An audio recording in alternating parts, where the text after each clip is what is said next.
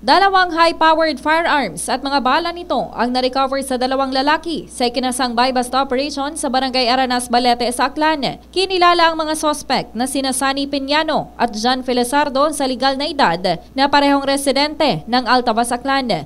Maliban sa dalawang unit ng homemade shotgun, nakuha rin mula sa dalawa ang mga bala nito, dalawang manok, 32,000 pesos na pera, cellphone at ang ginamit na motorsiklo. Pinangunahan ng operasyon ng mga tauhan ng Provincial Intelligence Unit at Balete PNP. Walang kaalam-alam ang dalawa na asset na pala ng operatiba ang kanilang katransaksyon na kunwari bibili ng naturang baril. Todo tanggi naman ang mga sospek at nila'y ipinadala lamang sa kanila ang isang sako sa pag-aakalang jealousy ang laman nito na i-deliver. Kasong paglabag sa RA 10591 ang kakaharapin ng dalawang sospek o paglabag sa Comprehensive Firearms and Ammunitions Law. Balita mula dito sa lalawigan ng Aklan. Ito si K5 Regeline Tornino para sa Kampiyon ng Balita, Serbisyo Publiko at Kasiyahan sa Kalibo. K5 News FM.